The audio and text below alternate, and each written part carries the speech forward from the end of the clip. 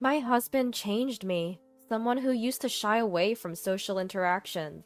With him, I thought I could be truly happy. Yet, after we got married, he changed.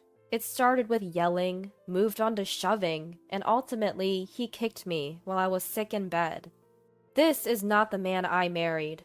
Love has turned into fear. I want to run away, but I'm scared to do that too.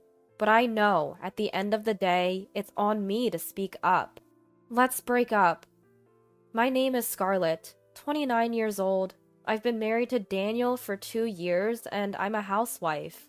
I lost my parents at a young age, and the grandmother who raised me passed away when I was in high school. I was bound to be lonely forever. Since my grandmother passed, I had been uncomfortable with relationships. Simple reason, really. It hurts when people leave. That's why I never had a boyfriend or close friends. I had always been on my own. But Daniel was different. He changed all that. He took an interest in me, a rather gloomy person. I'll never know. He asked me out repeatedly. At first, I was honestly annoyed by his persistence. But eventually, I gave in and found myself caught up in his world, realizing Daniel had become the most important person to me. That's how we ended up getting married 2 years ago, and now I'm questioning whether I should stay married, because Daniel changed after we got married. Within a few months into our marriage, he started coming home less and less. He wouldn't even tell me what time he'd be back and started criticizing what I was doing around the house. Why isn't my dinner ready? If I told him I thought he would be late, he'd just sigh and look at me with cold eyes. You're staying home on my dime and can't even manage the housework? What a wife! And just like that, he'd grab his change of clothes and leave the house. That's when I started making dinner every day, even if he wasn't coming home. But on those days, he wouldn't come home for a week. Is he tired of me? Did he see something he didn't like after marrying me? I couldn't stop thinking about it. I don't want the sweet memories I have with Daniel to be a lie. I don't want to be abandoned. I don't want to be alone. My mind was a mess. After living like this for 6 months, I decided something needs to change. I don't want to be a burden on Daniel, and honestly, we're hardly a married couple in this state. When Daniel finally came home, I asked if he was considering a divorce. To my surprise, he looked shocked. That's not it, Scarlett. I've been busy with work. I'm sorry for being cold lately. Please don't talk like that. In a moment of panic, Daniel hugged me, the first time in months. Suddenly, I felt guilty for not considering how busy he was with work. But if he doesn't communicate, I can't understand his struggles. I asked him to keep me in the loop moving forward, to talk to me when something's up. Of course, I promise. Seeing Daniel's smile made me feel relief for the first time in a while. For a moment, our troubles seemed like a lie, and life returned to normal. Even though there are still days Daniel doesn't come home, he keeps me updated. Just that alone started to make me happy again. However, 1 year after we got married, it was the day of our wedding anniversary. Daniel stood me up and never showed at the restaurant we had reserved. I was heartbroken, especially since it was our wedding anniversary, and I had never thought he'd cancel. Of course, it was because of work. I tried to be understanding since it was work-related, but it still hurt. I wish you would have told me sooner. When Daniel came back the day after our anniversary and I told him that, he glared at me. Why would you say something like that? Don't you see how hard I'm working? I do appreciate that he works hard, but I wanted him to prioritize our anniversary.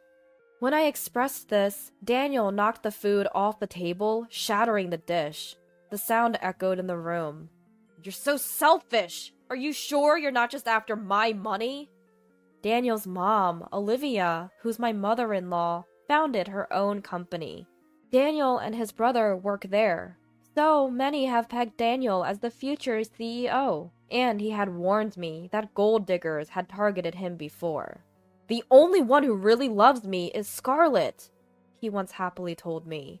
And honestly, I've never once thought about his family wealth. When I told him this, Daniel looked at me with eyes full of disbelief. Then get a job. You've got too much free time if you're complaining about me. You'd do it if you really loved me, right? Would a job solve this issue? I hesitated, but ultimately nodded. I didn't want Daniel to think I was with him for the money, and more than anything, I didn't want him to leave me. I started to question my sanity. I had come to think that Daniel's anger was a result of something I did. So I found a full-time job. If I tidied up before and after work, Daniel wouldn't complain. Then, one day, Olivia contacted me. "Scarlett, I heard you're working now. What happened? Weren't you planning to quit after getting married?" I responded with a forced smile, saying I had time to spare. Olivia has always been kind to me from the moment we met. She's a busy CEO, but checks in on me. I vividly remember the time we went shopping right after the wedding. She looked at me like a dream had come true. Daniel used to have a sister, who tragically passed away. Maybe that's why Olivia is extra kind to me. "Reach out if you're ever in trouble." Her kind words nearly brought tears to my eyes. I never knew my parents, but I wonder if this is how it'd feel to have a mother. Thinking about it warms my heart a little. I don't want to cause any trouble for Olivia. Supporting her son, Daniel, is my role after all. But that's easier said than done, especially when Daniel doesn't come home. Ever since I started working, there's no longer any money being handed over to me. I mean, we're getting by, but is this really okay? I find myself troubled by the same thoughts over and over. Nothing has changed since back then. Maybe something needs to change. Just when I was thinking this, Daniel came home after a long time. "Did you say anything to Mom?" I tell Daniel about the call I got. He seemed angry at first, but smiled in relief when he found out I hadn't said anything to Olivia. "That's my wife. Make sure to tell Mom we're getting along just fine, okay?" I ask Daniel if we're really doing as well as he thinks. "I can focus on my job as the future CEO because you handle things so well, Scarlett. Once you're the CEO's wife, I'll treat you to a lavish life." Hearing Daniel so satisfied with that, my heart sinks. I never wanted to be a CEO's wife. I just wanted to build a happy home with you, Daniel. That was enough for me. As I say this, I feel a sharp pain on my cheek. Daniel slapped me. "How dare you say that? When I'm working so hard, I married you, so just listen to me." This isn't the Daniel I knew. Tears start to flow. Even my crying seemed to anger him more. "Wake me up when dinner's ready," he said, and stormed off to the bedroom. I made dinner while crying that night, and ate a tasteless meal in silence, with Daniel. Things went downhill from there. Daniel started coming home more often. Perhaps Olivia said something, but he was cold as ice to me. I've thought about leaving him. But would he agree to a divorce? I didn't know. And what if he hits me again? Ever since that day, Daniel would poke or lightly kick me. I find myself flinching whenever he raises his voice or hand. He even made me quit my job, even though it was his idea for me to work in the first place. Was it just to torment me? I have no idea what Daniel wants from me. My sole focus every day is not to get yelled at by Daniel. Amidst all this, Daniel invited me to Olivia's birthday party. "There'll be a lot of people there, so don't embarrass me. Get your hair done on the day and wear something appropriate." Despite the rough times, I was looking forward to a break. Seeing Olivia will be my strength to get through the days, but my luck ran out, and I came down with a high fever on the day of Olivia's birthday. I have a fever of 103, and it might even go up. I can't go to the in-laws' house, I tell Daniel. As expected, Daniel yells at me. "How could you get sick at a time like this? You're useless!" I apologize over and over, but Daniel kicks me repeatedly through the comforter. "I'm going ahead. Get ready and come to my parents' house." Despite my high fever, Daniel insists that I should come. I can't go like this. Ignoring my soft murmur, Daniel just leaves the house. If I don't go, who knows what he'll do to me next? Desperate, I put on makeup, fix my hair, and get ready. But every move is slow, and my foggy head just takes too much time. Before I know it, over an hour has passed since Daniel left the house. Daniel calls to rush me, annoyed that I haven't arrived. Get it together! Come to the celebration now! Are you trying to embarrass me? I quickly call a taxi and arrive at the in-laws' house. This should prevent more scolding. But when I get there, the relatives and guests look at me with disbelief. Scarlett, what are you wearing? Even Olivia, who notices me, looked puzzled. I catch my reflection in a large, full-length mirror in the in-laws' house.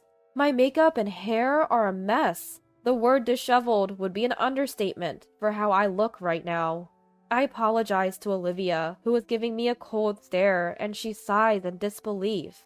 Scarlett, you should break up with Daniel. To which Daniel chimes in cheerfully. Come on, Mom, give her a break. She just overslept. She didn't even remember it was your birthday. I bow my head at his unhelpful comment. Then a loud slap resonates. I look up to see Olivia has slapped Daniel. What? Why? With a face of disbelief, Daniel stares at Olivia. Daniel, did you force Scarlett to come even though she's clearly unwell? Is that how a person should act? Daniel tries to argue back, but gets slapped on the other cheek before he can speak. I have evidence that you're having an affair. Shall we talk about it? Olivia takes Daniel into the study. I'm led to the guest room by my brother-in-law Andrew and rest there. Whether it's the medicine kicking in or exhaustion, I drift into a deep sleep. When I wake up, it's nighttime. Daniel sits in submission and Olivia looks exasperated in the living room. Olivia quickly fills me in on what happened.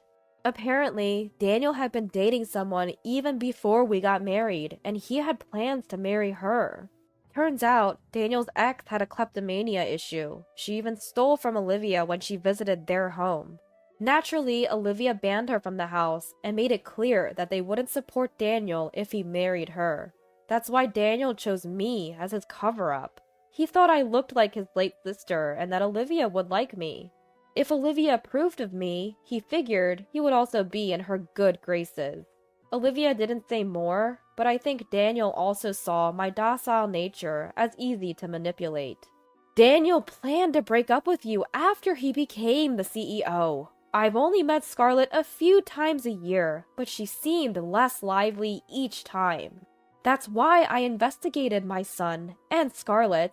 I'm really sorry about Daniel. With that, everything made sense. Daniel never loved me from the start. Surprisingly, I felt more relieved than sad, because I'd already been thinking I should leave. Love had turned into fear after all the shouting and physical abuse. Olivia, I'm leaving him. Olivia nodded. Daniel, you better pay the alimony properly in court. Sign these divorce papers and this pledge, she demanded. Quit my job? And $50,000 in alimony? Are you kidding? Daniel was in disbelief. As I was trying to wrap my head around the fact that I might lose my job, Daniel turned to me for help. I really loved you, Scarlett. I was just meeting my ex because she's relentless. I didn't know what she'd do if I didn't. Trust me. He pleaded through tears, but his tears weren't for me. I still have the bruise you gave me this morning. I could easily get a medical report and file charges. Sign the papers if you don't want to be sued, I warned him. Olivia, unaware of the physical abuse, burst into tears and started hitting Daniel. You're a terrible person! Don't ever come back home. We're done, she yelled. Afterward, brother-in-law Andrew stepped in. Daniel signed the papers, crying. If he regretted it so much, he shouldn't have done it in the first place, I thought. Maybe I also had a part in this for putting up with it for so long. Watching Daniel cry, I vowed never to neglect my feelings again. After the divorce, I focused on moving and job hunting. It was a hectic time. But Andrew helped with finding a new place, and Olivia even referred me to a job. I was being pampered, really. I managed to find a job in the same field as before, and recently got the offer. Of course, I was hired on merit after a proper interview, not because of connections. But ever since, Olivia has been a bit overprotective of me, which worries me a little. Starting a new job while adjusting to a new lifestyle is bound to be challenging for a while. Still, right now, I feel more satisfied and secure than anxious. About a year after my divorce, I happened to run into my ex-husband Daniel loitering near my workplace. I just wanted to talk. He looked awful. His clothes were dirty, and he lacked the energy he once had. Long story short, he'd been dumped by his girlfriend and wanted to get back together with me. I couldn't help but laugh. I then showed Daniel my hand. On my right ring finger was a new ring I just received. I've been dating your brother recently. Not sure about marriage yet, but I do know he's a much better person than you. Plus, he's next in line to be CEO. Daniel had always arrogantly assumed that he, as the eldest son, would take over the family business, but Olivia never considered the irresponsible Daniel as a successor. Being married to you was a struggle, but there's one thing I'm grateful for. Thank you for introducing me to your family. I'm cherished here now. With a smile, I conveyed this to him. Daniel collapsed on the spot.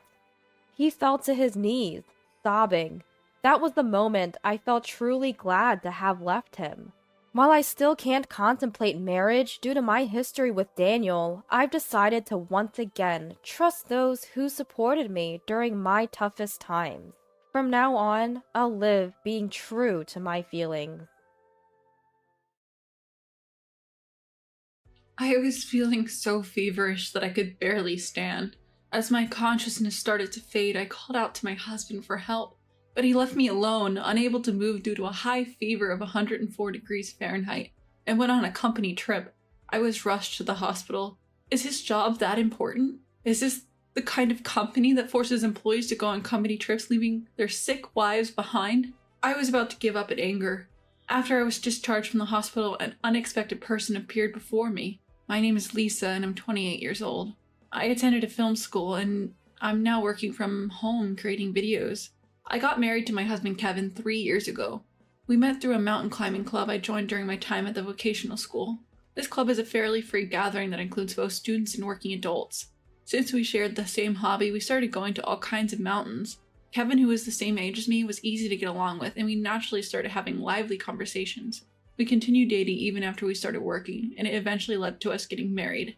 Kevin, who was a college student at the time, got a job at a regular company after graduation. Even though I work from home, he helped me a lot with the housework when we first got married. Just because you work from home doesn't mean you're working less, Lisa. Let's divide the housework equally. But the burden on me and you is completely different. It's fine, I can't cook, so I'll leave that to you, but I can do things like clean the bathroom, take out the trash. Kevin, thank you, this really helps me out. Don't worry, I got you. I'm really grateful for everything you do, Lisa. We're a couple, so let's do our best together. His kind words always warm my heart. I'm so glad I married him. I truly felt that way from the bottom of my heart. I'm happy now, but I would like to have children before I turn 30, which will be in 3 years. I'm thinking about discussing this with my husband, but I've been feeling a little anxious lately. That is, his behavior is a bit off and I feel distant with him lately. It all started with a trivial thing. He started working overtime more often about 2 months ago, and he started coming home extremely late. We started eating dinner separately more often, and we spent time less and less as a couple. I started to worry when he had to work overtime for several days in a row, which used to be quite infrequent. When he came home late at night, I decided to ask him about it. Kevin, you've been working a lot of overtime lately. Are you really that busy? Yeah. I have a lot of work to do.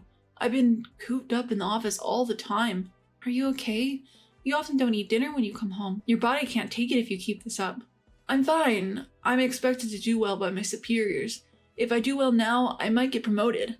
But if you get sick from working too hard, it's all for nothing. Then my husband let out a long sigh I had never heard before, and reluctantly opened his mouth. You know, Lisa, I don't have a laid-back job like you that I can do at home. What? Kevin?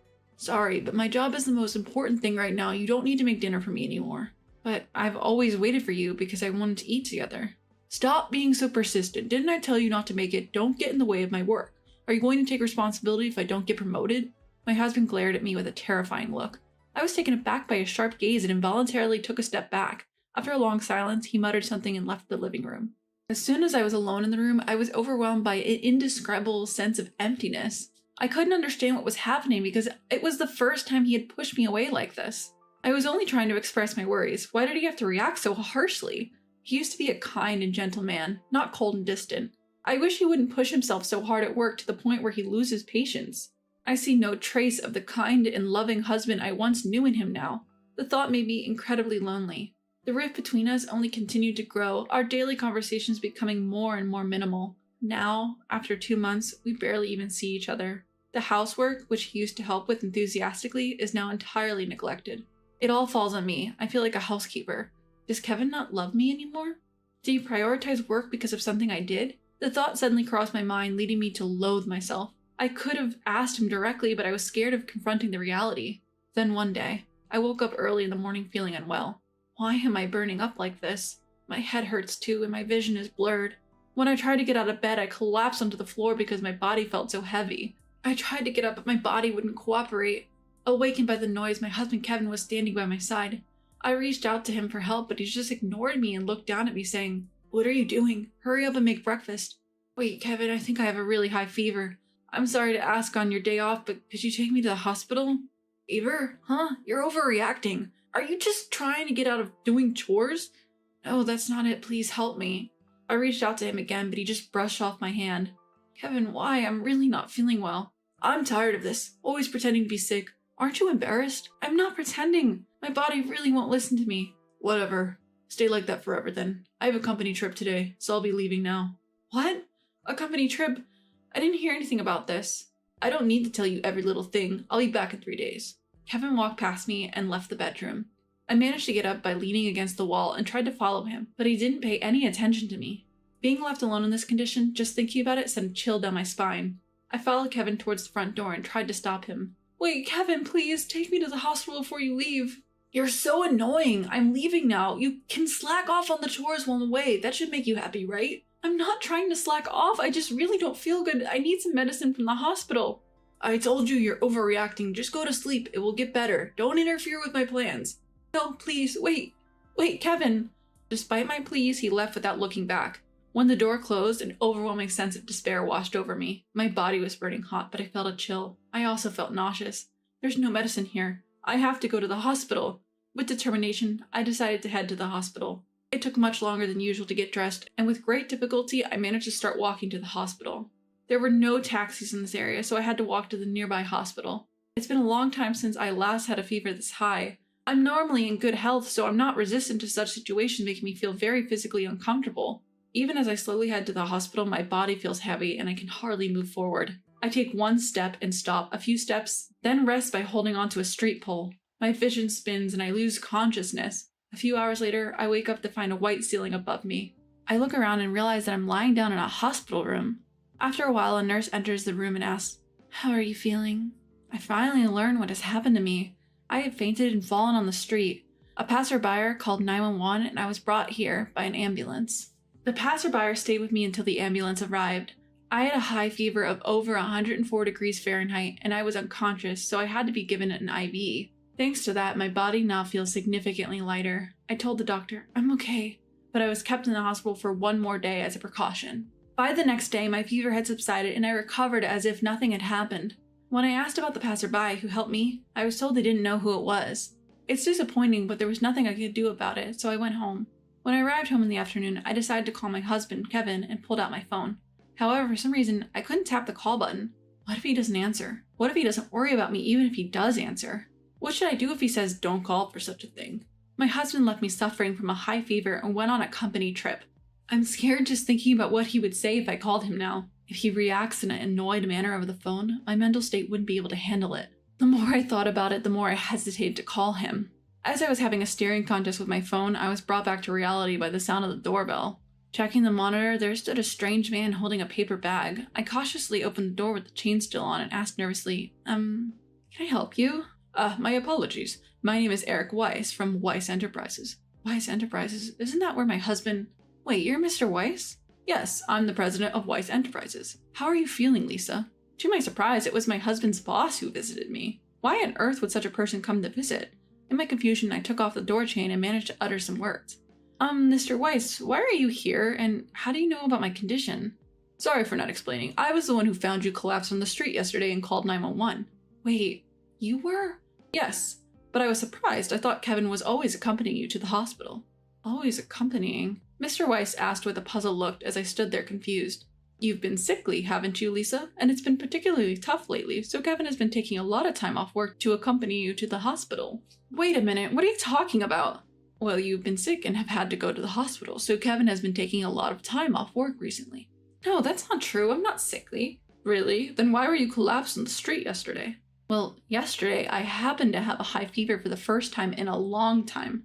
I asked Kevin to take me to the hospital, but he left me behind saying he had a company trip. I was trying to go to the hospital by myself. Company trip? What are you talking about? We haven't had a company trip for 2 years now, given the current situation.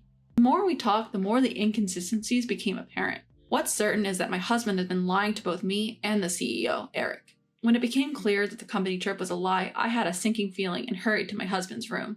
I turned on his usual computer and checked his email inbox. There, I found a massive amount of correspondence with a woman who seemed to be his mistress. That was the moment my feelings for him instantly cooled. Upon further investigation, I found several two-shot photos with his mistress saved in his image folder. Some were quite risque. Having pieced everything together, I showed these photos to Eric and revealed everything. Mr. Weiss, it seems my husband is having an affair.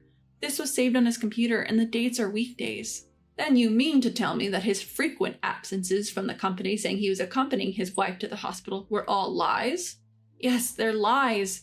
He's probably meeting with his mistress. What? To use his own family for such a thing? Eric was livid, turning red in the face right before my eyes. I unconsciously picked up my smartphone and called my husband. The call rang out, but there was no response. Nonetheless, I did not give up and continued to call him over and over. After about 10 minutes, Kevin finally answered. Perhaps he knew it was me, but he sounded lethargic. I turned on the speakerphone and confronted him in front of Eric. Hey, what are you doing? And where are you right now? Huh? What do you mean all of a sudden? I told you I was on a company trip. Don't lie. You're probably with your mistress, aren't you? What? What are you talking about? There's no way. Stop making baseless accusations. Don't call me for something like this. Baseless? Or is it that you're just rattled because I found out the truth? What? Anyway, I have to go. Mr. Weiss called me.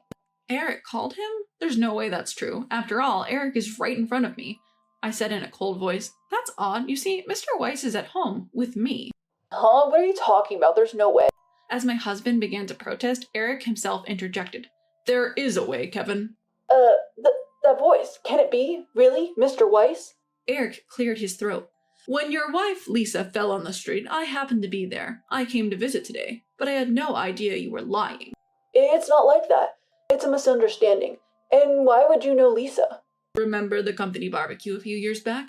Your wife was there, wasn't she? That's why I remembered her face. She has a wonderful smile, very memorable. So when you said such a wonderful wife was ill, I allowed you to take time off to accompany her to the hospital. But you... It's not like that, Mr. Weiss. There's a reason.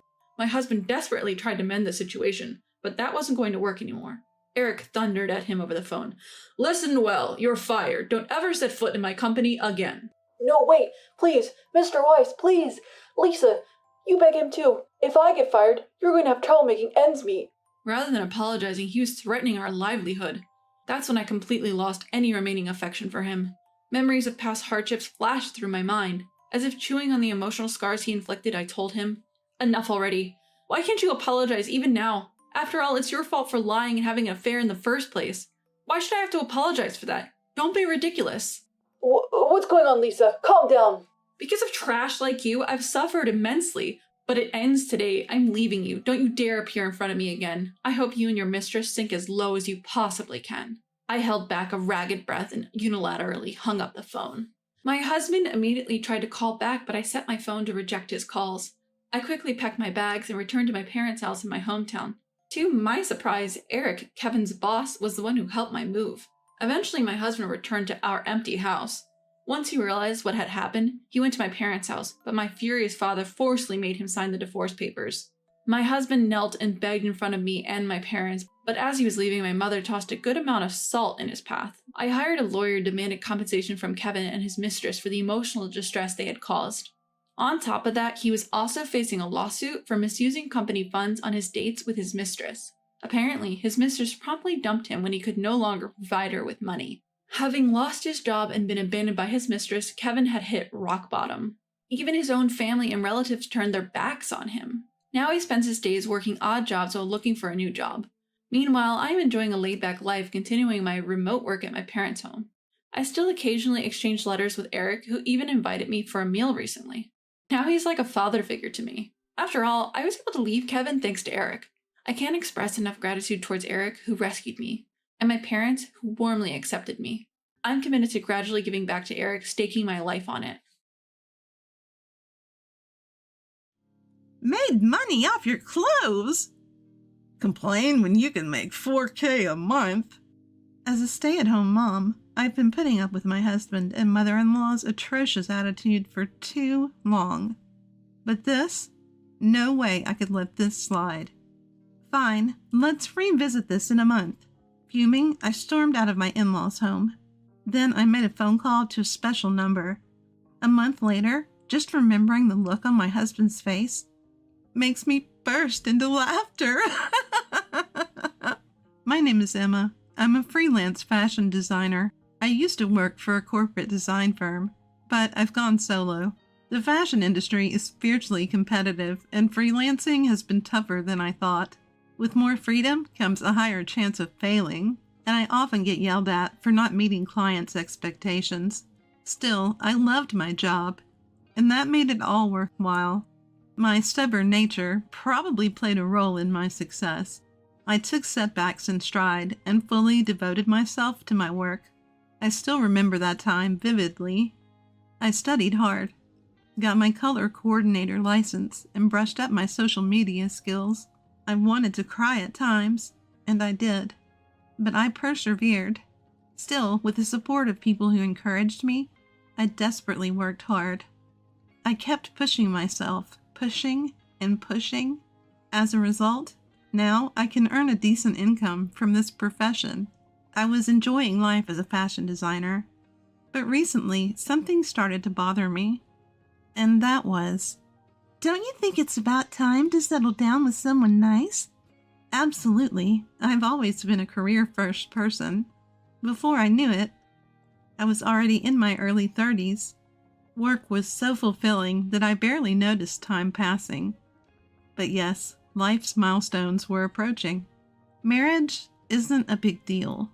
I used to laugh it off like that at first, but as I watched my friends, one by one, tie the knot, that's how I ended up marrying Noah, a guy I met at work. Noah is in the apparel business, a go-getter, and a real stand-up guy. It's probably thanks to his personality that things went smoothly all the way to the altar. So, Noah, about future work plans. Don't worry. You can take the lead on home stuff. So we decided I'd step back from my designer career for a bit. It's the division of labor thing, you know? That's why I've been really going all in on being a homemaker. As for going back to design work, I was thinking of picking it back up once things settled down a bit at home. Anyway, that was the new chapter in my life. I was living each day filled with dreams and hopes. Then, one day, Noah's dad passed away. His father had been battling cancer for a while, so it was just a matter of time. Still, his mom, Olivia, is really struggling with the loss of her long-term partner. Mom's really taking it hard. If she collapsed from the grief, it would be unbearable. So we decided to temporarily move into my in-laws' home. Luckily, their home is spacious, with a separate guest house. We would live there and take care of Olivia, who was in the main house. Mom, if you need anything, don't hesitate to call on us. Olivia, lunch is ready. So I took on the chores in the main house too, and kept Olivia company. Our dedication seemed to be helping. She was getting better day by day. I thought she'll be okay on her own soon. I was relieved and thinking of resuming my design work. But then, Emma, have you finished cleaning the main house yet? My mother-in-law just never seemed to pick up her share of the housework. Instead, she'd dump it all on me and go about her lazy days. And oh, she never missed a chance to complain. The food is bland. You don't do laundry properly.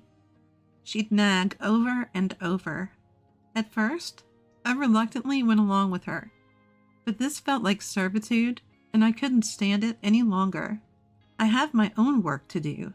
I explained to her that I was busy with my design work, and asked her to handle the house chores for the main house. But then, "You're busy. All you're doing is sitting in your room drawing." She wouldn't hear of it. To her, my work on the computer or social media seemed like playtime. I tried to explain further, but "Don't think you can fool me with those big words. My, aren't you cunning?" She dismissed me with a wave of her hand. If I pushed any harder, she'd just shout, calling me a domineering wife. So there was nothing I could do but back off. Now what should I do? I talked to my husband about his mom, but he didn't seem to take it seriously. It seems he's also having a hard time at work. He sighs all the time, whether we're eating or bathing. Of course, as his wife, I tried to offer a listening ear. Sometimes venting can be a relief. However, Noah didn't open up to me about the details. "Don't worry. I'll figure out the work situation on my end." Certainly it must be a matter of pride for Noah. I was left to manage the difficult life with my mother-in-law without any help from my husband. Then one day, Noah comes home with a particularly dark expression. Turns out he'd made a big mistake at work and lost an opportunity for a promotion. Mistakes happen at work. Don't beat yourself up over it. I thought I was giving him a normal pep talk, but it backfired with Noah, who has quite the ego. "What would a homemaker like you know?" My husband said, clearly irritated. Then my mother-in-law jumped on the bandwagon, blaming me as well. "Don't you think Noah's failure is because you're not supportive enough at home?" At their remarks, I'm momentarily stunned. No, this is definitely strange.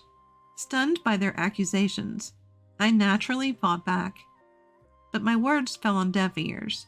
It was decided then and there, I was the bad guy. From that day on, I was treated noticeably colder by both my husband and mother-in-law. "Emma, can you hurry up with dinner?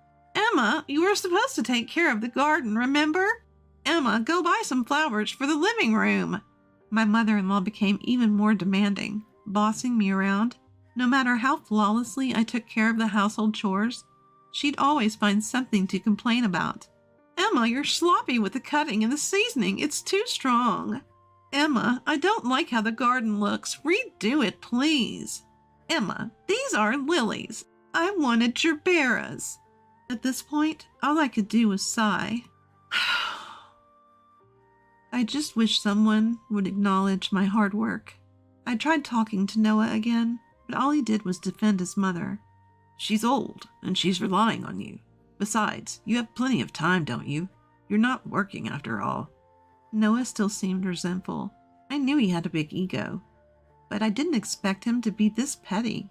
And so, drained and weary, I soldiered on alone in my in-laws' home.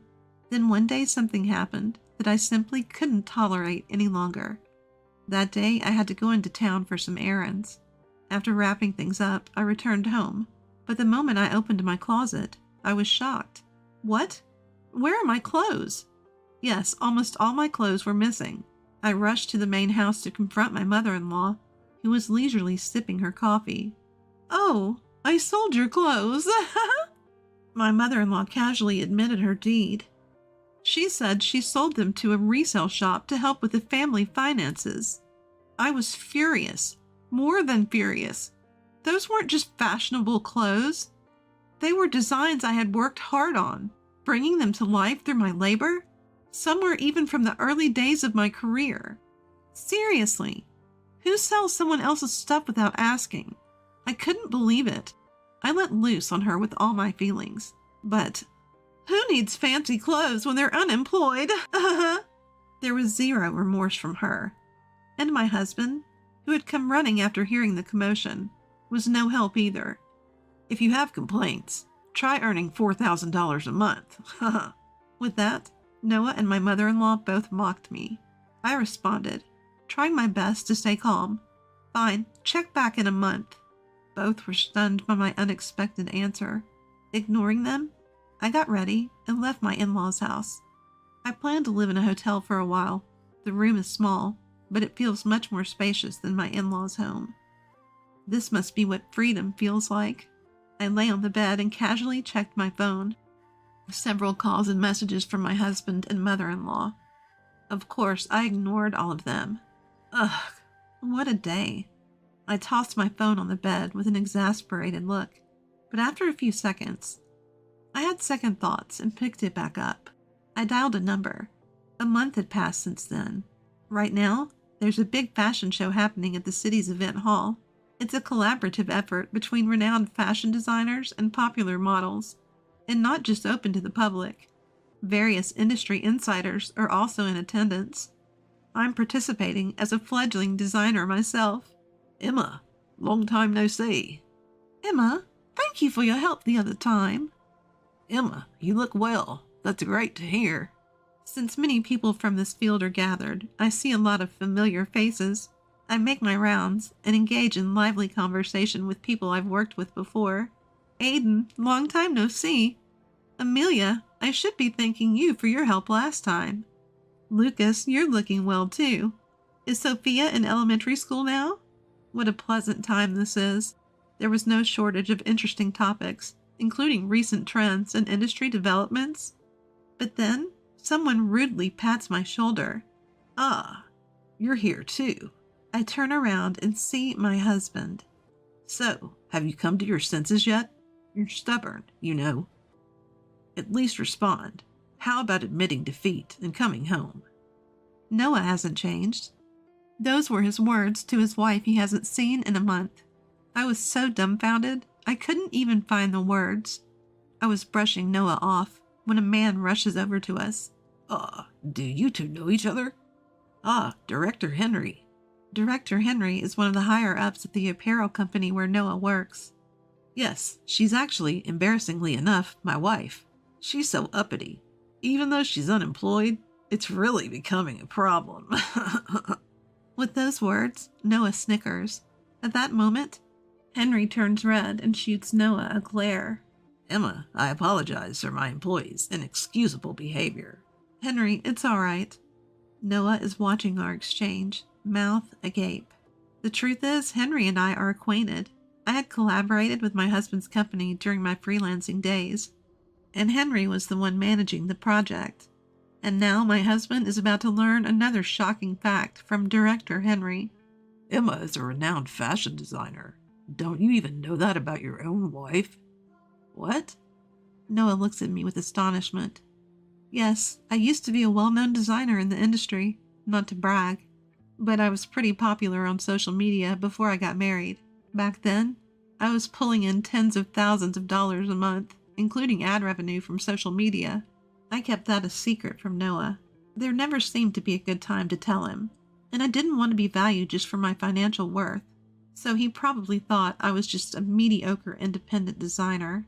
Sure enough, Noah starts to make a scene after learning about my background. I didn't know this about you. Well, I never told you. I had recently resumed my design activities, thanks in part to our recent argument. I contributed several designs to this event. I had been approached for collaboration before. The day my clothes were thrown away, I was meeting Matthew, my former boss, during my corporate design days. Apparently, one of their designers had fallen ill. That's when Matthew urgently asked me to take over as the lead designer for the fashion show. I had been hesitant since I had paused my design career. There was also the matter of issues at my in-laws' home. But then, the big moment came. I called Matthew from the hotel to say I was on board and ready to go. You, being just a homemaker and unemployed.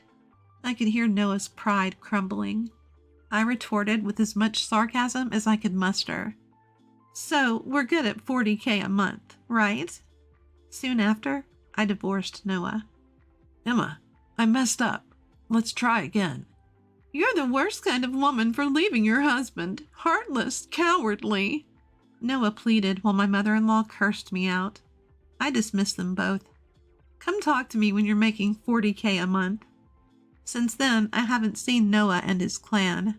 From what I hear, Noah got demoted to a smaller department. He must have irked the higher-ups in the company. According to Mr. Jones, even previous work mistakes were due to conflicts with colleagues. Judging as lacking any remorse, he's been completely written off. They're still living in that house, as they seem far from happy. I passed by their home once. It had a defeated aura. Well, they had it coming. As for me, I was recently in the spotlight again at a fashion show. My career as a designer is thriving. And life is busy but fun. By the way, things are going well between me and my former boss, Matthew. Matthew is a great guy who massively supported me when I struck out on my own. I trust him as a partner. I should have honed not just my design sense, but also my man-picking skills.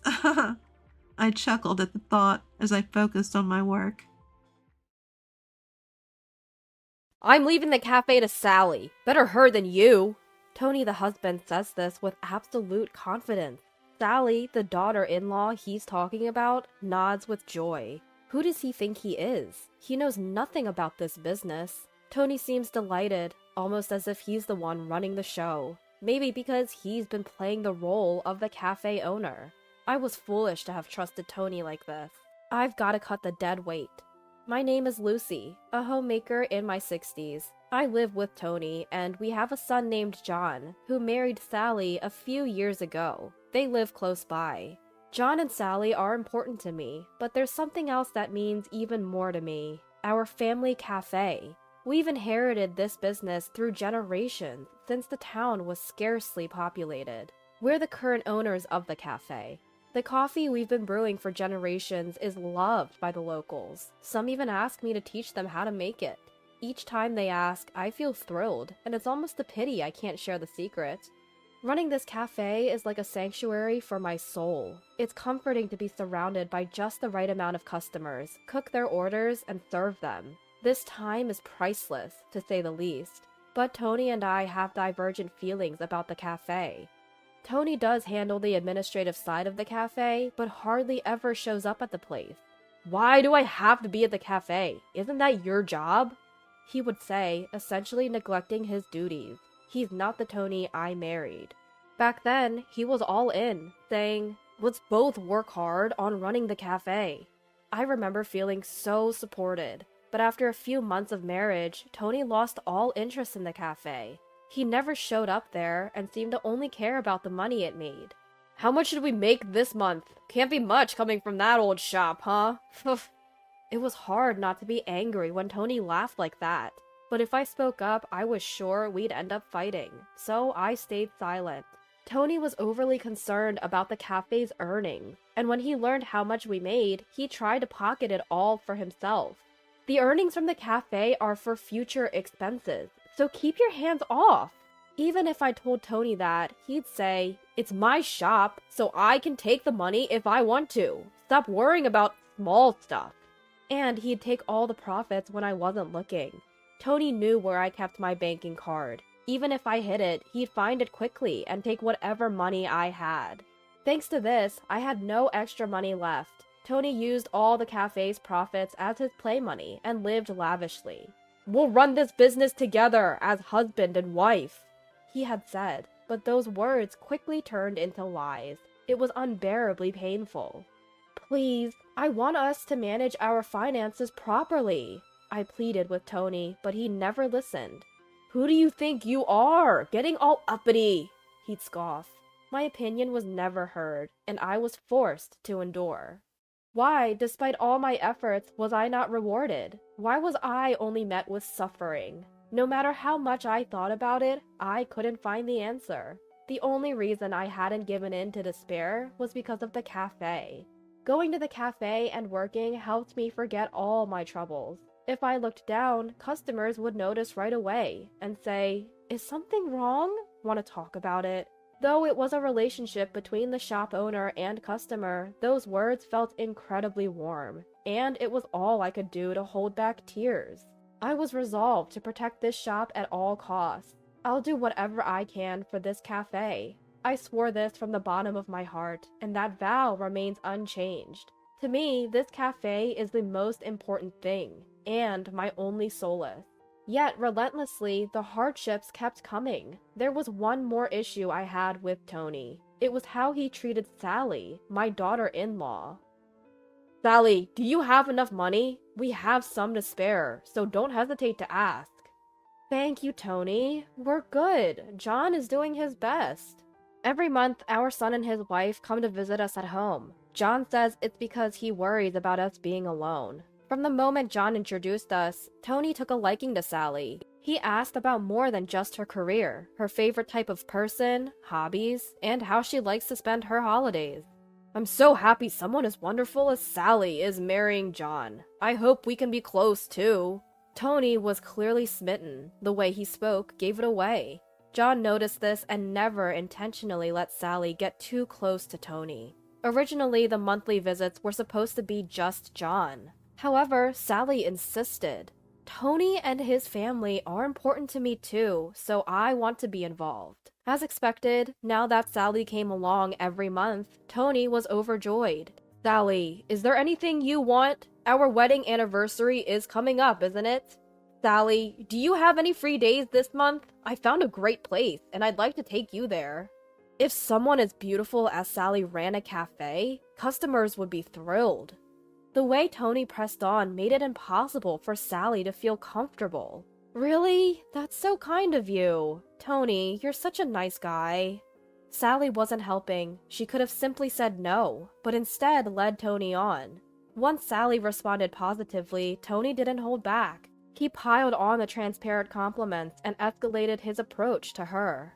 Both John and I felt uncomfortable with Tony's behavior. Above all, John was having a hard time. The woman he chose was getting too close to his father. To give John a breather, we'd sometimes go to a cafe and work together, ignoring Tony's actions. But Tony would nullify all our efforts with his actions. That day was also one when our son and his wife would visit. But Tony's demeanor was a bit different today. He frequently looked over at me, a serious expression on his face. "Just a moment, I need to talk to everyone here," Tony announced. His voice was so somber that we all sat down to listen. "I can't take it anymore." Tony began speaking as soon as he opened his mouth. "What can't you take?" John asked, and Tony let it all out. "Lucy's attitude is unbearable. She acts as if she owns the cafe, not letting me manage the profits. Even though I'm the one who owns the cafe, she looks at me as if I'm useless. It hurts me every time I see that. If Lucy doesn't change, I can't go on like this." I was shocked by Tony's words. Why did I have to hear something like that? Wasn't it Tony who walked out on the cafe we decided to run together? I held back my urge to confront him, seeing he still had more to say. Then Tony dropped a bombshell. "I'm giving my cafe to Sally. She's a better choice than you anyway." I blurted out, "What? Why would he make a decision about our joint cafe all on his own? Shouldn't he be consulting me first?" Meanwhile, Sally, who had been named as the new owner, looked thrilled. "I'm honored to take on this role from Tony. Please, come by sometime," she said cheerfully. Observing her composure, I got the full picture. This had been her agenda all along. To steal my precious cafe. That was her goal. Why hadn't I seen this coming sooner? If I had, maybe I could have taken steps to prevent this whole debacle. I was so shocked by their words, I found myself speechless. Why was I being pushed into such a tight corner? What had I done to deserve this? My heart was filled with a strong desire for revenge. I must make them regret this, I thought. And I didn't waste time. As I tried to speak up, saying, "Well, about that," Tony gave me a look as if to say, "Got a problem?" Unfazed, I presented the facts. The legal owner of the cafe is me. My grandfather started it. How exactly were you planning on handing it over? You have no legal ties to the cafe. At my words, Sally exclaimed, "What?" Just as I'd suspected, she had been kept in the dark. Tony had no right to decide anything about the cafe, because I was the one who had been running it. Of course, transferring the shop to someone else is impossible without my consent. For Tony to even suggest giving it to Sally, he must be operating under some serious misconceptions. "You did say we were co-managing the shop, didn't you? Doesn't that make me part owner too?" I did say that, and I even tried to transfer the title to you. But when I suggested doing the paperwork, you didn't want to, remember? That's on you. When we first got married, I had intended to give Tony ownership of the shop, but the one who refused was unmistakably Tony. Seeing Tony go pale as if he'd forgotten all that, I can't help but chuckle at him. When was the last time I saw Tony this deflated? But Sally stood up as if to defend Tony. Lucy, that's too harsh. Poor Tony. Saying that, Sally stepped in front of Tony as if shielding him. Watching her, Tony said, Sally, in a voice that sounded relieved. Tony was thinking of me when he did this, so please stop blaming him. Sally defends Tony with all her might. John looks at her as if he's dumbfounded. Are we done here? I ask, and John nods. Taking that as a cue, I retrieved an envelope from the bedroom. What's that? Sally and Tony look at me suspiciously, wondering what's inside. This contains evidence that backs up your relationship. Saying that, I spread the contents all over the table. Several photographs spill out. All feature Sally and Tony, clearly indicating their intimate relationship. You two were more than just in-laws. You had a romantic relationship, didn't you? As I say that, showing the photos, Sally glares at me, her face filled with rage. How can you be so cruel? Do you enjoy hurting people? Sally vehemently accuses me, and Tony joins in. What are you saying Sally and I did? We were just good friends. What's wrong with that? Looking at the two protest so vehemently, both John and I let out a big sigh. I started suspecting Sally and Tony's relationship 2 months ago. When I consulted John about the uncomfortably close relationship between the two, he suggested, why not hire a private investigator? So I tapped into my network of friends and hired an investigator to track their activities. It appeared that 2 months was plenty of time to gather substantial evidence. They weren't very discreet. The days he said he was away on solo trips, he was actually on romantic getaways. The money taken from the cafe was being used to buy her gifts. I deeply regretted not starting the investigation sooner. I first showed the findings to John. Upon seeing them, John became furious, and his feelings for Sally cooled. We agreed to keep these findings a secret for now, until a moment so definitive came that divorce felt absolutely necessary. Well, that moment had arrived. Sally, my feelings for you have waned. Let's get a divorce. John relayed this to Sally. Her face, once filled with anger, immediately turned pale. No way. This is a joke, right? Divorce? Over just this? Cheating is a blatant betrayal. I can't continue this marriage. With those sharp words from John, Sally crumbled weakly onto the floor. Tony, watching all this, wore a worried expression. Sally, it's okay. I'm here for you, even if John has abandoned you. Tony desperately tried to console a devastated Sally. Ignoring Tony, Sally's face continued to pale. But the revenge wasn't over. I had no intention of letting them support each other. Just so you know, we're getting a divorce too. Upon hearing this, Tony blurted out, What? And stared at me. Tony actually depended on me. He couldn't afford to get divorced. He had already quit his job and was living on a pension. Had he saved money while he was working, things would have been different. But spendthrift Tony had no financial cushion. The only reason he'd been getting by was because of the cafe's earnings. Contrary to what he said about it being an old cafe, it's actually one of the most popular spots in town now, bringing in good money. If we divorce, he would lose that income. In short, Tony's life would plunge further into hardship. Please, don't divorce me. I won't be able to cope. You planned on supporting Sally, right? I can't keep up with a Tony who cheats. My patience isn't endless. I had no obligation to show mercy to Tony, who was getting increasingly desperate. For years, Tony had continually betrayed me. I owed him no favors. That day, I was finally able to let go of the heavy burden named Tony. Though he resisted a lot, the divorce went through.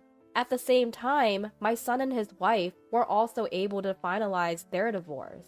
Both John and I sued Tony and Sally for alimony, and rightfully so. They'd been cheating. However, both of them resisted paying, claiming they couldn't afford the alimony. Well, that resistance turned out to be futile.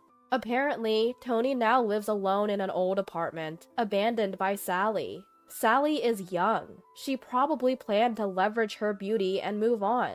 But John wouldn't allow that. As soon as he contacted her parents, they took her back. She's now working her tail off to repay her parents, who covered the alimony. As for Tony, he didn't have the means to pay and ended up in debt. On my end, the reduction in stress significantly elevated my focus on running my cafe. With my newfound financial stability, I renovated the cafe and the atmosphere got rave reviews from customers. Sometimes John comes by and helps out with the business. Despite everything that's happened, John has always stood by me. I want to live the rest of my life with such a kind person as John. One day, I got the news that my stepmother, who raised me, had passed away. I can't focus on work right now. I'll go to the funeral and say my proper goodbyes. Just when I was thinking that, my husband spoke up. Are you really going to fly out for a funeral? I won't allow such wasteful spending. He flat out refuses to let me attend my stepmother's funeral. Even worse, he ignores my desperate pleas and denies the importance of my stepmother's life. I won't back down. No matter what anyone says, I'm going to see my stepmother. My name is Emily. I'm 28 years old. I married Liam 2 years ago and work full-time at a certain company. We met at a mixer and we both were the same age. I was single at the time, so I started dating him casually. Turns out that was the right move. We have a relationship that feels more like friendship, and it's been incredibly easygoing. Shortly after we got married, Liam was transferred for work, and I decided to follow him. I put in a transfer request at my job, moving to the office nearest to Liam's new location. I had never left my hometown before, so this was a first for me. Leaving home was a bit sad, but the excitement of married life outweighed that. 2 years have passed, and I've completely acclimated to this new place. Life is good, for the most part. Then, on another day, I was taking my lunch break at work when my dad called. The message was clear. My mother had passed away. Not my biological mother, but the woman who raised me. My real mother is alive and well, living without any health issues. The news of the death came from someone commonly referred to as my stepmom. She's not blood related and lives just a few minutes away from my family home. I've always called her Olivia. My parents run their own business, and after having me, they apparently didn't have the time to raise a child. So they entrusted me to Olivia, who was an old friend of my dad's and got along well with both my parents. After some discussions, it was decided that I would stay with Olivia until I was old enough to be home alone. Every day when I got home from school, Olivia would greet me with a smile. "Emily, welcome home. Did you have fun at school today?" "I did! But the homework today looks really hard. Can you help me, Olivia?" "Of course, but first let's have a snack." "A snack? Yay!" "Today we've got your favorite, chocolate chip cookies." "Really? I'm so happy. I love you, Olivia." Olivia always put me first. She scolded me when I misbehaved and praised me when I did well. I think we had a relationship as if we were true family. To me, Olivia was as important as my real parents. During the time until I could stay home alone, I spent more time at Olivia's house than my own. Meals and showers were mostly taken at her house. Since I've always been a good eater, the food expenses were no joke. So my parents decided to give Olivia a fixed amount of money each month. At first, she apparently refused to accept any money. "I'm doing this because I want to. I'm happy just being with Emily." That's what she said and stuck with that stance. However, my parents insisted, saying it wasn't right not to give her anything. After multiple refusals, she eventually reluctantly accepted the money. But my stepmother, as far as I knew, never touched that money. When I got married, she gifted me a pearl necklace. It was clearly high quality, and when I looked up the store, I realized it wasn't something she could easily afford on her own. She must have saved the money my parents had been sending all along. She used it to buy me that necklace as a wedding gift. After getting married and moving away, I couldn't see her as often, but I always made sure to visit when I was back home. My stepmother who thought of me until the end. Now I heard that she's gone. Losing her isn't something I can easily accept. She was a parent to me, after all. Olivia, why so suddenly? I knew she was sick, but I never thought she'd go this quickly. She probably didn't want to worry me, and never showed how much she was struggling. The news was so abrupt that my mind couldn't keep up. I got the call from my dad on Saturday. The funeral would be on Monday. I immediately called my boss and explained the situation. Luckily, it wasn't a busy time at work, so my leave got approved easily. That night, I decided to tell my husband about it after he got back from his holiday shift. Liam, my dad called today. Olivia has passed away. Olivia? Who's that? What do you mean, who's that? She basically raised me. You met her when we visited my family home, remember? Oh, did I? I don't really remember. Ugh. Hey, that's the situation. The funeral is on Monday, so I'm going. But then my husband said something unthinkable. No way! She's not even your mom, right? What? I absolutely won't allow you to go to the funeral. With a dismissive comment, my husband starts fiddling with his phone. I'm stunned for a moment, but quickly snap back to reality, confronting him.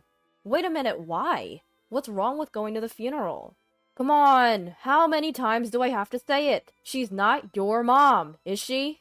What are you talking about? She's been like a mother to me. She's looked after me for years in place of my own parents. When I was younger, I spent more time with Olivia than I did with them. I plead desperately, but his face clearly shows he's not convinced. He lets out a sigh and bluntly tells me, Look, your parents paid her to take care of you, right? That just makes it a business. She was basically your babysitter. What a way to put it. The money was for my living expenses, nothing more. Sure. You can think that way if you want. She took care of you because she got paid. End of story. I can't believe you. How can you say that? Is it so wrong to want to properly say goodbye to someone who has been so kind to me? I never said that. All I'm saying is that there's no need to spend time and money on a stranger's funeral.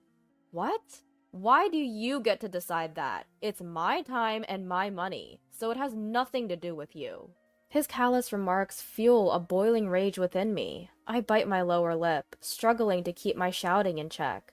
But it seems he's still not satisfied with my reaction. He smirks condescendingly and coldly states, You know, deep down, don't you? She only looked after you for the money. That's not true. Don't speak ill of Olivia. You're really stubborn. Just make sure you don't go to that funeral. If you do, you won't be forgiven. Olivia looking after me just for the money? That's absolutely impossible. She has always been so kind, and she continued to be good to me even after I grew up. Ultimately, we didn't speak the rest of the day and retreated to separate rooms. The next day, I decided to try talking to my husband again. His face looked stern, maybe still carrying the weight of last night's argument. Despite the tension, I gathered my courage and spoke up. Hey Liam, about yesterday. He let out an exasperated sigh and clearly showed his annoyance.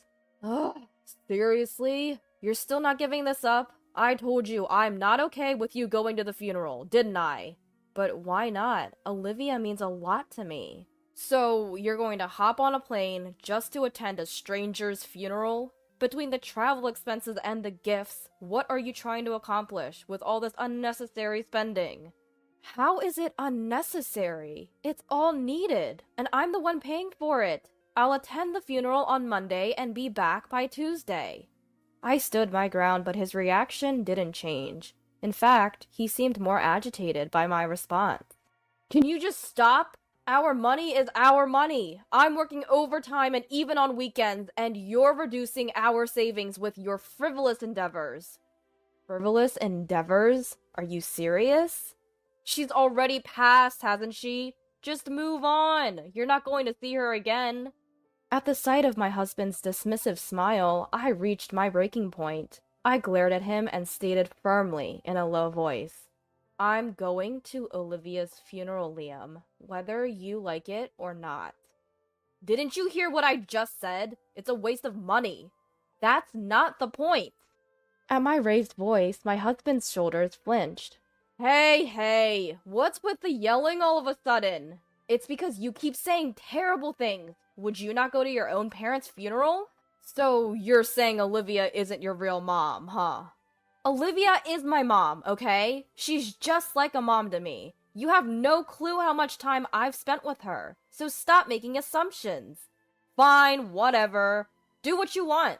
After packing a few days' worth of clothes into a bag, my husband stormed out of the house. Meanwhile, I started packing for my trip home. Simple, subdued dresses for the funeral filled my suitcase. It was tough to leave without my husband's understanding, but now's not the time for that. I headed to the funeral without waiting for him to return. I caught a flight Sunday night to attend the Monday funeral. I was supposed to come back on Tuesday, but the urge to sort things out with my husband made me return Monday night. I couldn't forgive what Liam had said. Even though we're married, I don't want this tension between us to last forever. I quickly headed back home. Maybe, just maybe, he's already returned. It was late, so I opened the door quietly. Then, unfamiliar red pumps caught my eye in the entrance. I heard unfamiliar laughter from a young woman coming from the living room.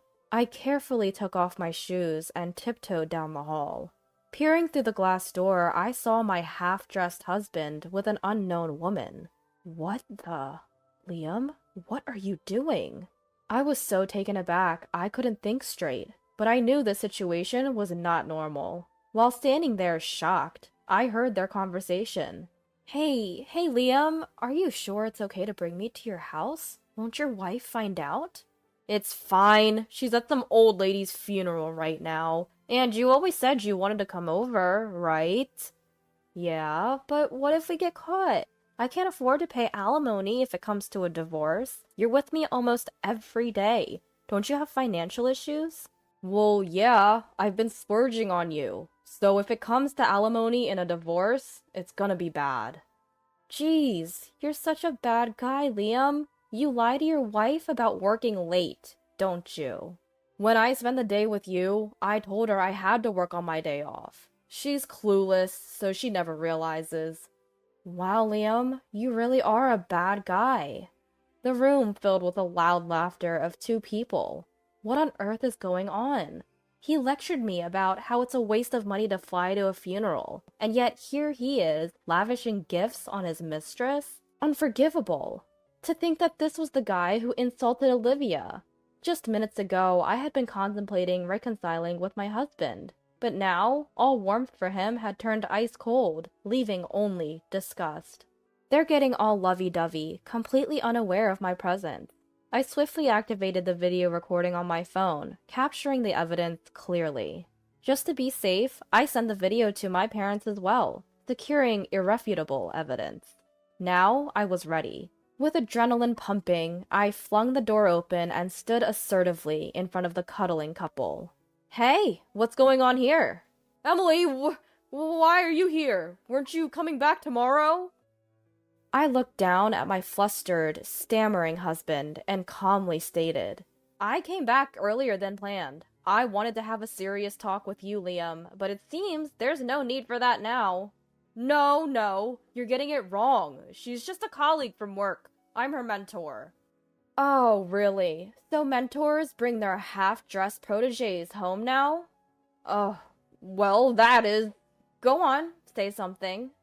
My husband was at a loss for words, and his mistress was visibly trembling, turning pale. What happened to their earlier bravado? Seeing my pathetic husband, everything started to seem ridiculous.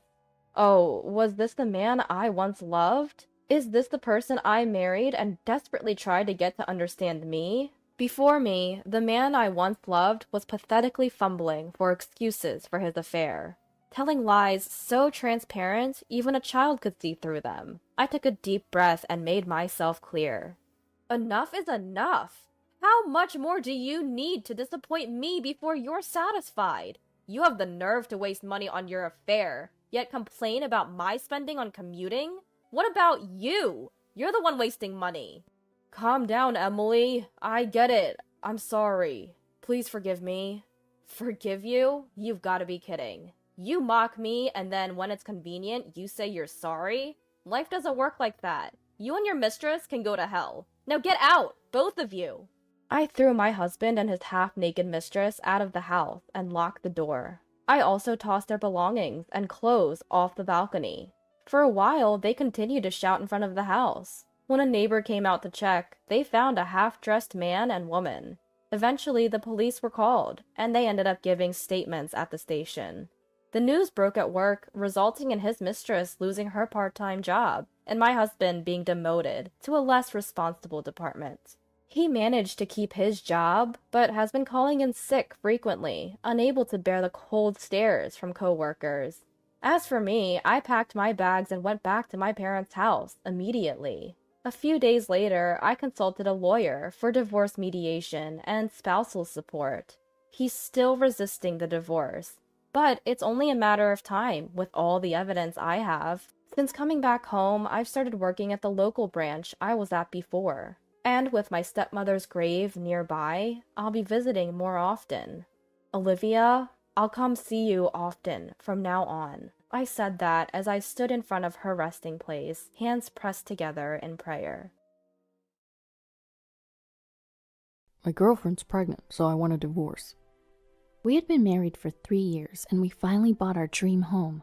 Just when we thought we'd start building a happy life together in our new house, this happened. While I was excited about our new home, I couldn't believe my husband was cheating on me behind my back. I won't let him live happily ever after with his affair partner. I'll get my revenge, no matter what it takes. My name is Sophia, and I'm 28 years old. I've been married to Brian for 3 years. From the start, both of our dreams was to buy our own home. We both worked hard, saved up, and even cleared the mortgage application. Finally, we bought our long-awaited new home.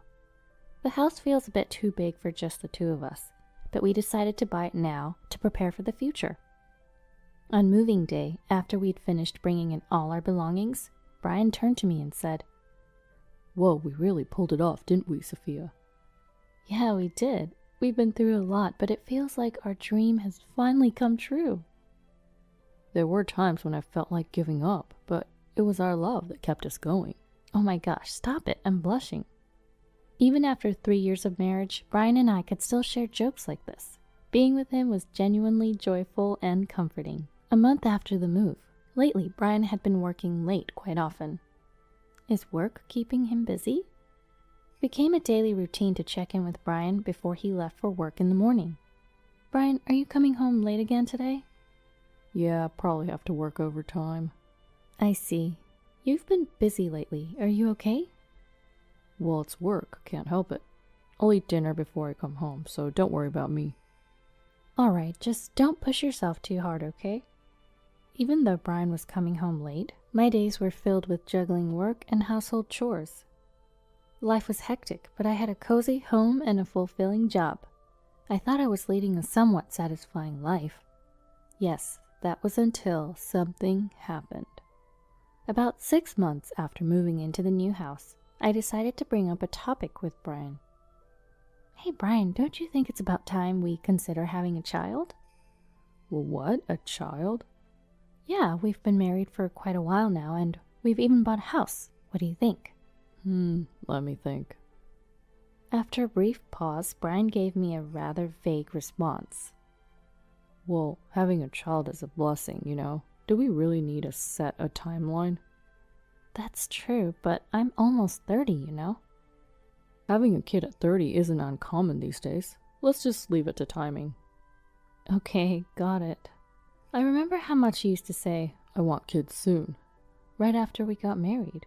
Now he seems less enthusiastic about it. Although Brian's reaction made me uneasy, I tried not to think too much about it. Then, 1 week later, I came home from work to find Brian, who's usually home after me, already there. Surprised but happy, I rushed over to Brian. Brian, you're home early today. Let's have a quiet dinner together. I'll start cooking now, so just hang tight for a bit. Before that, can we talk? What's up? Can you sit over here? Sensing a different atmosphere than usual, I sat down as instructed, but Brian seemed hesitant to speak. Growing impatient, I slowly urged Brian. Hey, what's going on? Is something wrong? I want a divorce. What? What did you just say? I'm sorry, Sophia. I know it's selfish, but I just can't go on anymore. What are you saying? Divorce? This is a joke, right? We even bought a house, and we were just talking about having kids. I felt my head go blank with the sudden news. Come on, Brian, you're joking, right? Divorce isn't something to joke about. I'm not joking, I'm serious. Why? Why would you suddenly say you want a divorce? Well, what came out of Brian's mouth was unbelievable. Chloe, the woman I've been seeing, is pregnant, so I want a divorce. Chloe? What are you talking about? I can't abandon Chloe. I'll take responsibility and marry her. I don't understand. Are you serious? Why would I joke about something like this? Just, please, let's end this. I can't believe this. I never thought my husband would cheat on me, especially when we've been so close. My hopes were shattered in an instant. Since when? How long have you been seeing her? About 6 months. No, maybe a year ago. A whole year? So you've been involved with her even before we moved into this house? Tears started to fall as I struggled to accept this harsh reality. Was it some sort of nightmare? Seeing me like this, Brian awkwardly broke the silence. I'm really sorry. It's not your fault. It's all on me. Please don't cry. What are you talking about? How can you expect me not to cry when you drop something like this on me? You're right. I thought we would be happy together. I thought this home would get livelier when we have kids in the future, and now this. Each time I spoke, the tears would not stop flowing. Brian, trying to convince me, started talking in platitudes. I still love you, Sophia, but I have to take responsibility for the child too. I thought you would understand. Hold on, wait, do you still have feelings for me? Of course. The only person I love is you. That hasn't changed. But we don't have kids. Shouldn't we prioritize Chloe's child in this case? What was he talking about? If he loved me, he wouldn't have cheated in the first place, right? How can he claim to love me and still cheat, even getting the other woman pregnant? There was no way I could forgive such a convenient excuse. At that moment, a surge of anger, unlike anything I'd ever felt before, welled up inside me. Staying late at work, going in on days off. He was meeting Chloe during those times, wasn't he? Thinking back, there were signs of cheating from the beginning. I just assumed he was busy with work. I wanted to slap the me who was praising him back then. But for now, I couldn't afford to get emotional. Doing my best to calm my racing heart, I told Brian. This is all happening so fast, I can't really wrap my head around it. I need some time. Oh yeah, makes sense. He nodded, visibly relieved. For now, let me go back to my parents' house. I'll contact you once I've sorted out my feelings. Yeah, sure, got it. Bye then. I left the house without looking back. I could have really gone straight to my parents' house, but I didn't want to worry them. With no other option, I checked into a hotel. Since I had the time, I decided to do some research on divorce. Then I came across something astonishing. The guilty party can't request a divorce? This is it. This is the way to go. My spirits lifted as if the cloud of despair never existed. At the same time, a strategy came to mind. For the next few days, I stayed at the hotel and crafted my plan while searching for a reliable lawyer. During that period, I received daily texts from Brian. I really don't want to leave you either, but it's for the child. Please forgive my selfishness. You're my only love, Sophia. I need a decision soon. I can't keep Chloe waiting, especially for the sake of the child. Making the child his priority, he was reluctantly divorcing his beloved wife. I looked at his text with cold detachment. He was portraying himself as some tragic hero, and I simply replied, I need time to think. After a week, I returned home. Brian ran up to greet me, shouting, and assuming I had decided on the divorce, he took the liberty to proceed with the conversation. I was worried because you didn't come back for so long, but I knew you would understand. Sorry for the delay. I've finally sorted out my feelings. That's fine. Don't worry about it. So let's get to the divorce paperwork right away. I'm not getting a divorce. What? Brian's hand, holding the divorce papers, froze in midair. Aha, what are you talking about, Sophia? That's a funny joke. A joke? There's no way. I will not divorce. Not ever. Well, why? Didn't you sort out your feelings? I did. I took a full week to think and decided not to divorce. What the? You can't just do that. He started to panic, probably assuming divorce would be straightforward. He must have already talked to Chloe about remarrying, as he quickly pressed me for a response. Please, Sophia, just divorce me right away. Look, I even got the divorce papers. Thanks for the effort, but I have no intention of divorcing. Don't say that. Please, I'm begging you. Looking down at Brian, who kept apologizing profusely, I finally spoke. You know, you were the one who cheated, right, Brian? Huh? Right? You'll admit that, won't you? You do realize who's at fault here, don't you? Oh, yeah, that was me. Then, that makes things simple. The guilty party can't request a divorce, you know. What? It's true. The guilty party can't initiate a divorce. It seemed he was unaware of that fact. Suddenly hit with unexpected information, he was at a loss for words. Sensing things had taken a terrible turn, he shifted to a more aggressive stance. Wait a minute, I didn't know that. Well, now you do. So we're done talking. But this is a problem. I already plan to remarry with Chloe. Give it up. I'm not getting a divorce. What? He continued to rant, but I ignored everything Brian had to say. Finally, teary-eyed, he pleaded. Please. To that, I opened my mouth as if I'd been waiting for this moment. Fine. If you're going to go that far, I'll divorce you. Really? Are you serious? I cautioned Brian, who looked at me with eyes shining in anticipation. But there's a catch. I'll listen to whatever you say. Here are my terms. I explained each point as if drilling it into him. Firstly, all the savings we've accumulated since we got married, plus the savings from your bachelor days, and then the money we get from selling this house. All of that will be given to me as compensation and property distribution in the divorce. Those are my terms. What? Are you kidding me? That's impossible. Brian's face turned beet red as he rejected the conditions. Of course he did. If Brian were to agree to these terms, he'd find himself not just broke, but shouldering a 30-year mortgage on a brand new house all by himself. I resisted the urge to smirk and said to Brian calmly, If you can't accept my terms, then no divorce. What? Are you kidding me? No one would agree to this madness. If it's not doable, it's fine. We just won't divorce. After that, Chloe gave Brian a real earful.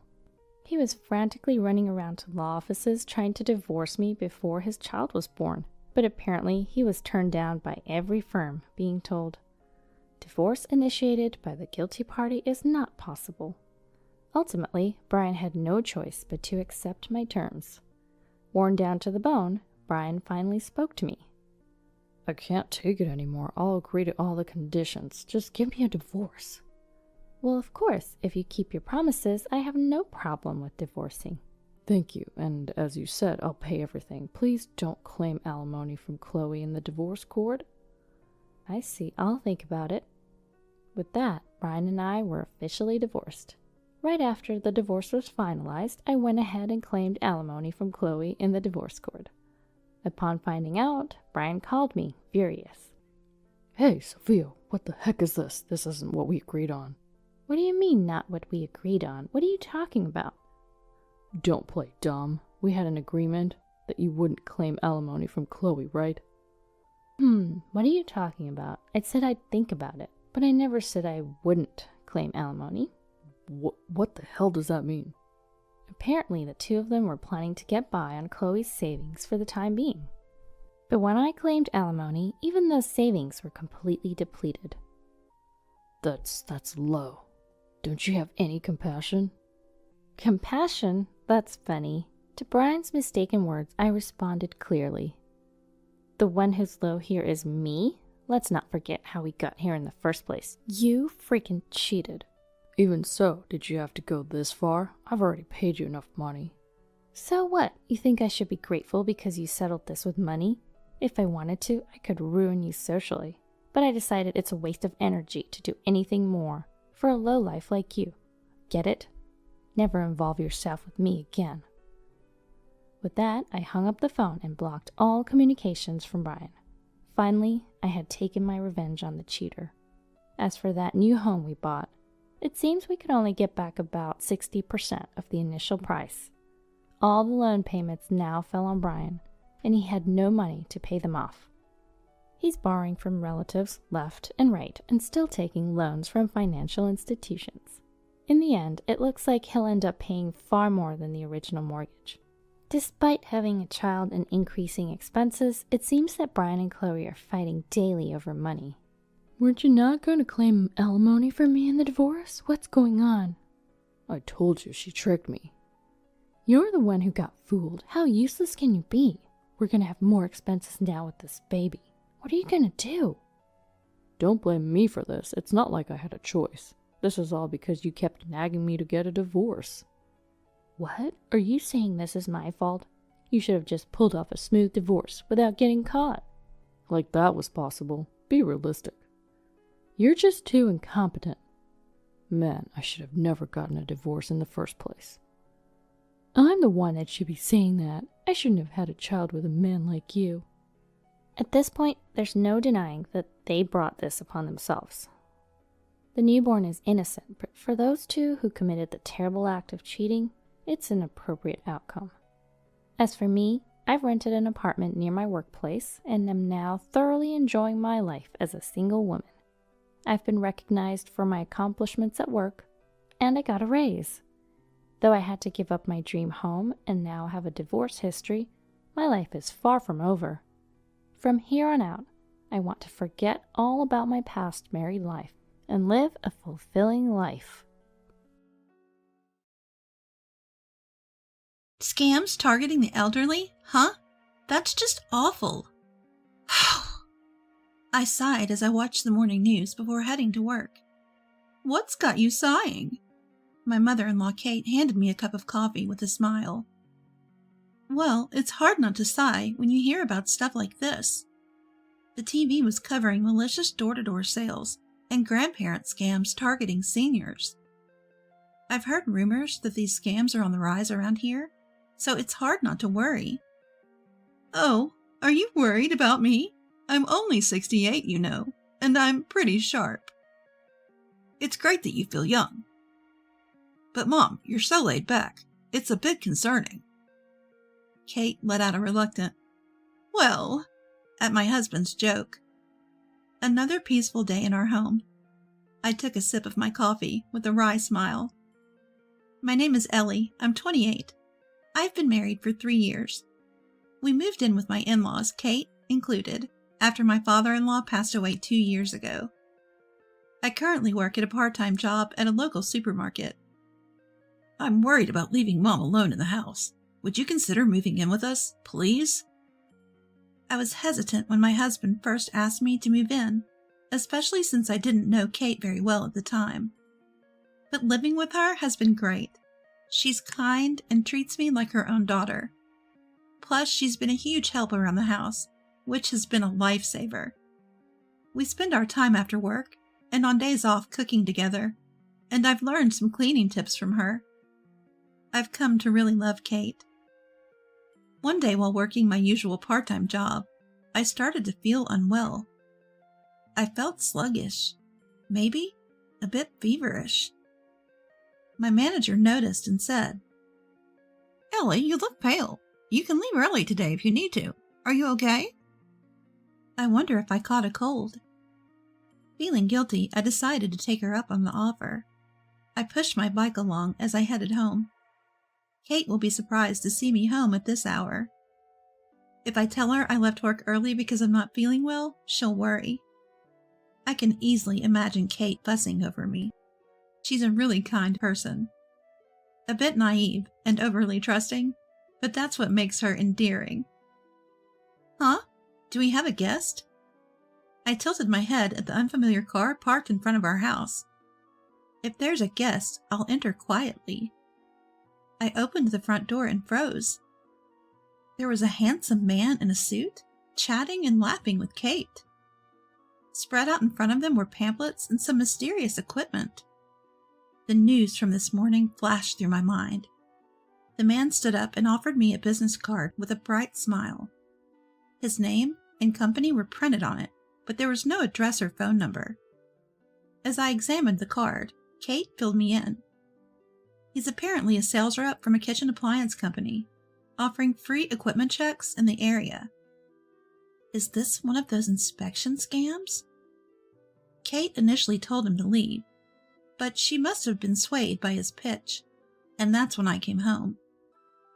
We don't need any services for our kitchen appliances, so please leave, I told the sales rep firmly.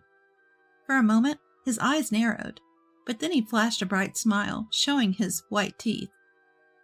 Ha ha ha! Your granddaughter sure is responsible. You must feel relieved, right?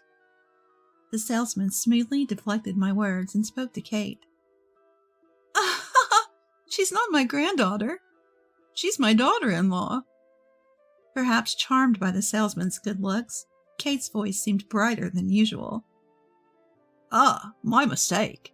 It's nice to have someone who worries about you. Some salespeople won't leave until you buy something, you know. It's a dangerous world out there, so your concern is valid. Now, let me show you our state-of-the-art equipment for checking your kitchen appliances. Switching between a deliberately scary tone and a cheerful one, the salesman kept talking non-stop. As he suddenly implied that he wasn't a scammer and tried to transition to the check, I interrupted. We said we don't need a check, right? Kate tried to calm me down. Ellie, I'll make some coffee. Could you bring the pot? It's a free check, so why not? Before I could object, Kate insisted. Please. I made it clear that the salesman should not enter the house. You can do the check at the entrance, right? I'll bring the pot, so please wait here.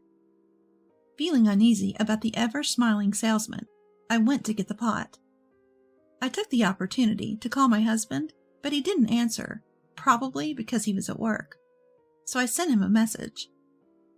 Left work early due to feeling unwell and found a suspicious salesman at the door. He won't leave even though I've asked him to. Simply type and send. I felt relieved when I saw that he had read the message. As I was fiddling with my phone, Kate peeked into the room. I'll help you carry the pot. I instinctively hid my phone behind my back. Kate, let's just ask the salesman to leave. I mustered the courage to speak, but Kate just laughed it off. Feeling frustrated, I carried the pot to the entrance as Kate had asked.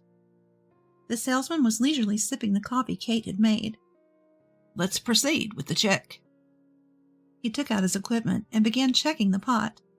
After a moment, he said, This won't do. Is our pot really that bad? Kate sounded concerned. The salesman shook his head sadly. This pot contains harmful substances. You could get sick using it. That can't be. Before I could finish, the salesman smirked. Many cheap pots are like this. You might have kids someday. You can't use this kind of pot for your family. It's concerning. His exaggerated, sad expression and biased words confused Kate. He's using our family's health to manipulate us. I frowned in anger, but he continued. Don't worry. Our new pots eliminate these concerns. They're made with the latest technology, so you can cook delicious and healthy meals. He smoothly opened a pamphlet without letting me interrupt. He pointed at a certain product and held it up as if to signal a final blow. For example, this usually costs $11,000 each. But if you buy two now, it's $7,000 each. What a deal! What? Kate and I exclaimed in disbelief. $14,000 for 2 pots? This is going south fast. I forcefully interrupted him. Thank you for the explanation, but we won't be buying anything. The check is done, so please leave. For a moment, our eyes met, and a chill ran down my spine. His eyes felt eerily cold, despite his smiling face. I've heard of salespeople becoming aggressive when they can't make a sale. There's still no reply from my husband. I have to find an opening to call the police. Just as I was thinking this, Kate spoke up with a smile. It's a really good product. I'll buy 2. Please come in. Kate, I disagree. And if we spend that much money, my husband will be furious with me. I knew that Kate had a safe in her room with some cash in it. I hoped she would reconsider when I mentioned her son, but she said, You can't put a price on family health. Besides, he approached me with this offer, so it's my decision to make. I was at a loss for words at Kate's seriousness. In that case, I'll have exactly 2 items in my car. I'll go get them. The salesman happily left through the front door. When he returned, he showed us the pots. They looked fancy, but seemed no different from regular pots. Reading my thoughts, the salesman said, It may look like an ordinary pot, but it's made with a special process. It cooks faster and contains no harmful substances. Kate was nodding as she touched the pot. I see. Here's the contract. He handed the contract to Kate, assuming she had already decided to buy. Just sign here. You can read the rest after I leave. He was so casual about the contract after being so enthusiastic about the product. Wait a minute. Reading the contract after you leave is absurd. And is there a cooling off period? The salesman smirked, as if mocking us. Do you really want to hinder a decision made for your family's health? He didn't answer my question. I should have researched the cooling off period more thoroughly. Oh, already. If this is the case, I should have looked into it. It's a system I've heard a lot about, but I realized that it's meaningless if I don't properly understand it. Maybe I should really report this. There's still no word from my husband, and even if Kate gets mad at me, I have no other choice. As I was thinking this, Kate spoke. It's funny. I never said I decided to buy. I said I'd buy it if it's really good.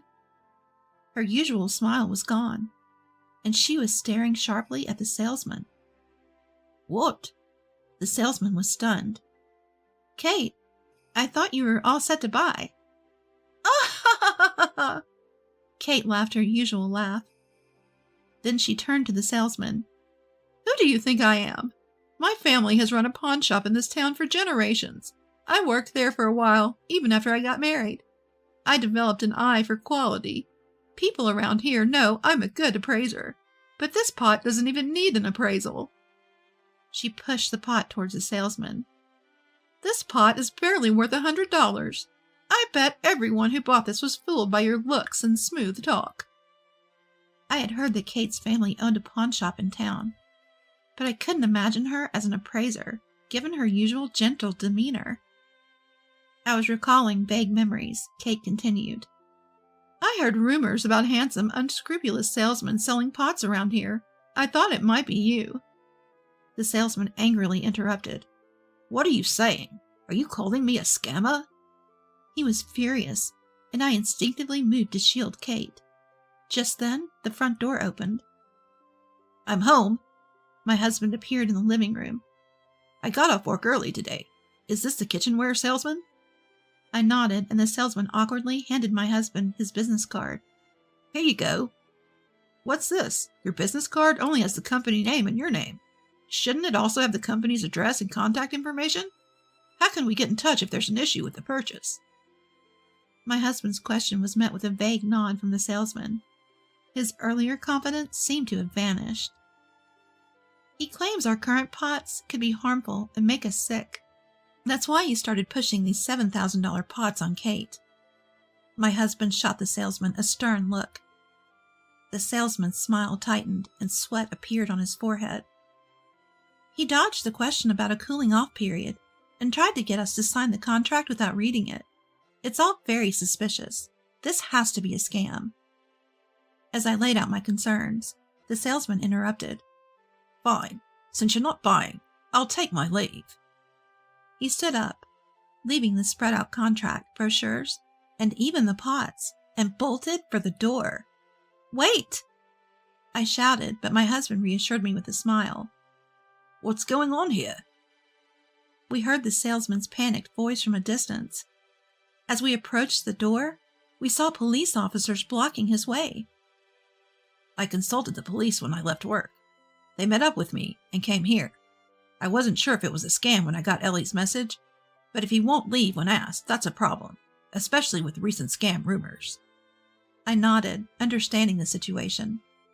I later learned that it's crucial to explicitly ask someone to leave. If they don't, it becomes a criminal offense. I was just offering a free pot check. Then I recommended our product out of goodwill, and nobody told me to leave. The man shouted as he was restrained by the police. Is that your car parked outside? The make and license plate match the information from victims. Let's talk at the station. One of the officers said, and the salesman's shoulders slumped in defeat.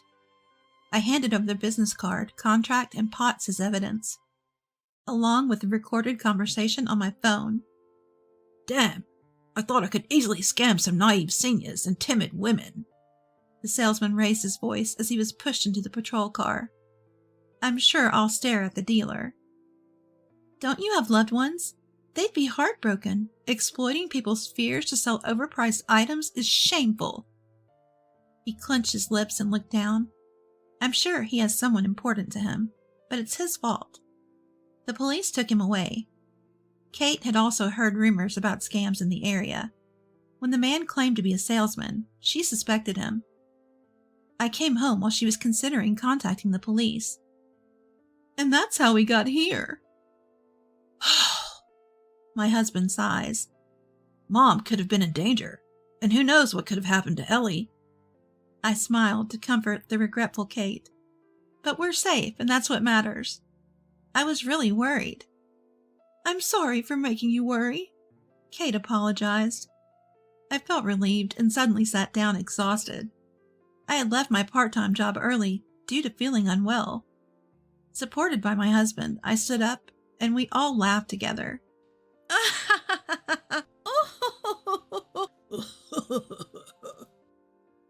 A few weeks later, we learned from the police that the man was indeed the scam artist rumored in the area. He had successfully scammed several households, so he should face appropriate punishment.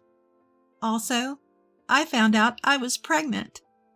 The day the unscrupulous dealer came to my house, I felt that my physical condition had changed, which was apparently an early symptom of pregnancy.